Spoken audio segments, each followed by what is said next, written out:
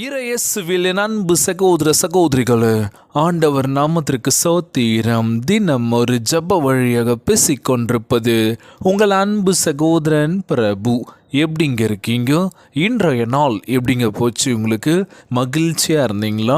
எப்பவுமே சந்தோஷமாக இருங்க. நம் ஆண்டவர் ஆகிய இயேசு கிறிஸ்து நம் ஜெபங்களை எல்லாம் கேட்டு நம் அனைவரையும் ஆசீர்வதிக்க போகிறாரு. நம் இல்லங்களுக்கு வரப்போகிறாரு. மகளே மகனே கலங்காத, மனம் உடஞ்சி போகாது, நான் இருக்கேன், உன் கூட தான் இருக்கேன், தைரியமாக இருன்னு சொல்கிறது யாருங்க? நம்ம எஸ்ஸப்பா.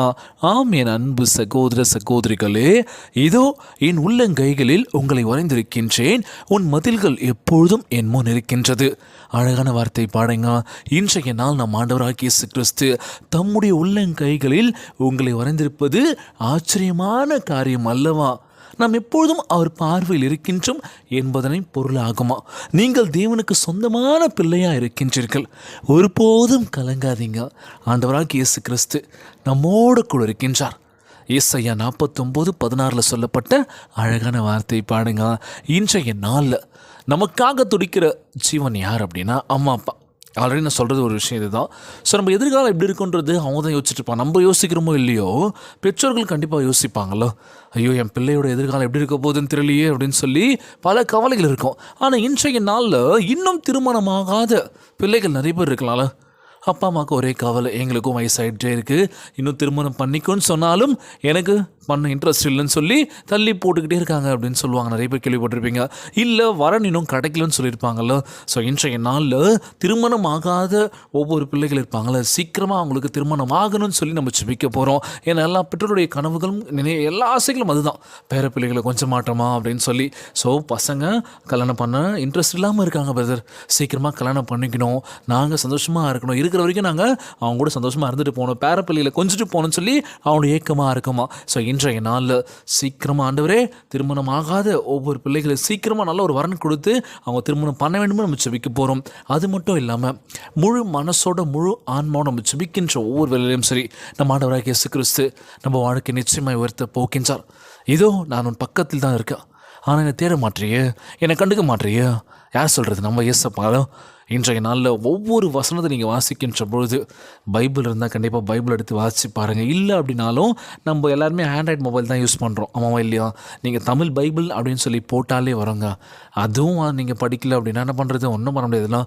இந்த நேரம் படிக்கின்ற பொழுது முக்கியமாக சொல்ல விஷயம் என்னென்னா, ஃபோனில் பார்த்து படிக்கிறது அப்பாற்பட்டது, நீங்கள் பைபிள் நீங்கள் கையில் பிடிச்சி படிக்கின்ற அந்த வேலையில் நமக்குள்ளே வைப்ரேஷன் கண்டிப்பாக இருக்குங்க.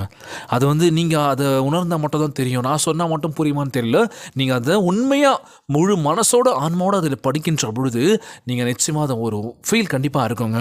நீங்கள் எப்பொழுதும் அவரை மனதில் இருக்கின்றபடியினால் உங்கள் வேண்டுதலோடு எந்த நேரமும் அவரிடம் சொல்லலாம் அப்படின்னு சொல்லுவாங்களாம். இன்றைய நாள் நமக்கு எப்படி போச்சு அப்படின்னு கேட்டால் எப்படி சொல்லுவீங்க?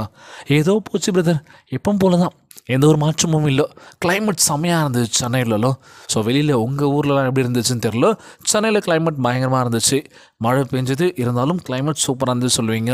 ஸோ ஒரு சில இடத்துல ஒவ்வொரு விஷயங்கள் நடந்திருக்கலாம், வேலையில் பிரச்சனை நடந்திருக்கலாம், குடும்பத்துக்குள்ளே பிரச்சனை நடந்திருக்கலாம், இங்கே போயிருக்கலாம், அங்கே போயிருக்கலாம், எல்லாரையும் பார்த்துருக்கலாம். ஸோ இன்றைய நாள் எப்படி போச்சுன்னே தெரிலല്ലോ. ஸோ ஒவ்வொரு நாளுமே பார்த்தீங்கன்னா எப்படி போச்சுன்னே புரியல பிரதர். ஏதோ ஓடுது, நாங்களும் ஓடிட்டுருக்கோம், ஆனால் எங்களுக்கான தேவைகள் எப்போ நிறைவேறுன்றது தெரிலല്ലോ. ஸோ கவலைப்படாதீங்க, முழு மனசோட எப்போவுமே நம்பிக்கையோடு இருங்க. நம்பிக்கை ஒரு போதும் தளர விட்டுறாதீங்க. என்னால் முடியும், இது மாறும் அப்படின்னா கண்டிப்பாக என்ன பண்ணோம், நீங்கள் மாற்றினா மட்டும்தான் மாறும். நிறைய பேருக்கு ஒரு ஆசை இருக்கும்ல. என்ன ஆசை அப்படின்னா, நான் சொந்த வீடு கட்டி எங்கள் அப்பா அம்மாவை உட்கார வைக்கணும்டா. அம்மாவா இல்லையா? கண்டிப்பாக கட்டணும்ல. ஸோ அதுக்கான விஷயம் என்ன பண்ணணும், அதுக்கான ஒரு எஃபெக்ட் போடணும் அப்படின்னு சொல்லலாம். அது மட்டும் இல்லை, நம்ம என்ன வேணுமோ அதுக்கான முயற்சி பண்ணால் மட்டும்தான் கிடைக்கும். முயற்சி பண்ணாமல் எனக்கு இது கிடைக்கணும், இது கிடைக்கும்னு சொல்லி நம்ம காத்துட்டு இருக்கிறதுல எந்த ஒரு பலனும் இல்லை அப்படின்னு சொல்லுவாங்களாம். ஸோ இன்றைய நாள் நம்ம ஆண்டவராக இயேசு கிறிஸ்து நம்மளை ரெட்டிப்பாய் ஆசீர்வதிக்க தயாராக இருக்கின்றார். ஆண்டவரே எங்களை பார்த்துக்கோங்கப்பா, உம்முடைய கரம் எங்கள் மேல் பட்டு எங்களை ஆசீர்வதிங்க ஆண்டவரே, எங்களை தொட்டு சுகம் தாங்கப்பா. எவ்வளோ பிரச்சனைகள் மத்தியில் நாங்கள் வாழ்ந்துட்டுருக்கோம், நோய் நொடினாலும் அவஸ்தைப்பட்டுருக்கோம் ஆண்டவரே, இந்த நோயிலிருந்து எங்களை சுகத்தை கொடுங்கன்னு சொல்லி கேட்கலாமா? திருமணம் ஆகாத இன்னும் நிறைய பேர் இருக்காங்க, சீக்கிரமாக திருமணம் ஆகணும்னு சொல்லி ஜெபிக்கலாமா? திருமணமாகி இன்னும் குழந்தை பாக்கியம் சொல்லி கேட்டுட்ருக்காங்க, நிச்சயமாக நல்ல ஒரு குழந்தை பாக்கியத்தை கொடுங்கன்னு சொல்லி கேட்கலாமா? எல்லோரையும் ஆசீர்வதிங்கன்னு சொல்லி கேட்கலாமா? ஒவ்வொரு குழந்தை செல்வங்களையும் ஆசீர்வதிங்கன்னு சொல்லி கேட்கலாமா? இன்றைய நாள் ஜெபம் உலகில் வாழ்கின்ற எல்லாருக்கும் நம்ம ஜெபிக்க போகிறோம். ஜெபிக்கலாம். கண்களை மூடி ஆண்டவரை உற்று நோக்கி மனசுக்குள்ளவே நம்ம ஜெபத்திற்குள்ளாக நம்ம பயணிக்க போகிறோம். ஜெபிப்போமா?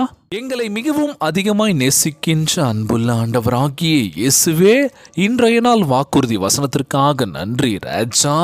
ஆண்டவரே, உம்முடைய உள்ளங்கைகளில் எங்களை வளைந்திருப்பதற்காகவும் பார்வையில் எப்பொழுதும் எங்களை வைத்திருப்பதற்காகவும் உம்மை சோத்தரிக்கின்றேன் ராஜா. உம்முடைய ஆழமான அன்பிற்காக நன்றி அப்பா. இயேசுவே, எங்கள் மேல் நீர் கொண்டுள்ள அன்பு உண்மையானது ஆண்டவரே. உமது தழும்புகளால் நாங்கள் சுகம் பெறப் போகின்றோம் ஏசப்பா. உம்முடைய பிரசனம் ஆசீர்வாதம் எப்பொழுதும் எங்கள் கூட இருப்பதற்காக நன்றி ஆண்டவரே. நீர் எங்களுக்கு எப்பொழுதும் ஆதரவாக இருப்பீர் என்பதையும் எங்களை மிகப்பெரிய உயர்த்துக்கு உயர்த்த போவதையும் ஒரு சில விஷயங்களுக்காக காத்து கொண்டிருக்கேன். அந்த விஷயம் நடக்க போவதற்காகவும் நாங்கள் நன்றி செலுத்துகிறோம் ஏசப்பா. நீர் நினைக்கின்றது என்பதை நாங்கள் அறிந்திருக்கின்றோம் ஆண்டவரே. உமக்கு உண்மையாக இருக்கவும் எப்பொழுதும் உம்மை தேடவும் எங்களுக்கு உதவி செய்வீராக.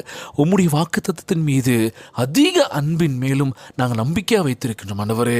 என்று நாங்கள் உமக்கு முன்பாக ஜெபிக்கிறோம் ஏசப்பா.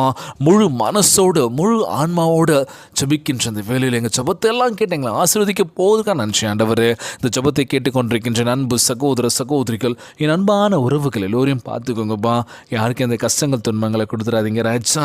நோய் நொடியினால் அவதிப்பட்டு கொண்டிருக்கின்ற ஒவ்வொரு சகோதர சகோதரிகளை உமது கரங்களால் தொட்டு நோயில் அகற்றி போடுவீராக. உம்மால் கூடாத காரியம் ஒன்றுமே இல்லை ஆண்டவரே. எல்லோரையும் பார்த்துக்கோங்கப்பா. ஒவ்வொரு குழந்தை சொல்லுங்க ஆசீர்வதிங்க. உடல் தெம்பு வலிமை தர வேண்டும் என்று கேட்கிறேன் ஆண்டவர். எல்லோரையும் பார்த்துக்கோங்க. இன்றைய நாள் ஜெபம் இயேசுவின் விலையேற பெற்ற நாமத்தினாலே ஜெபிக்கின்றேன் நல்ல பிதாவே, ஆமேன் ஆமேன். இயேசுவுக்கு புகழ், இயேசுவுக்கு நன்றி. மரியே வாழ்க. God bless you all. தொடர்ந்து ஜெபியுங்கள், வேதத்தை வாசியுங்கள். ஆண்டவர் நம்மோடு கூட இருக்கின்றார். மரியே வாழ்க.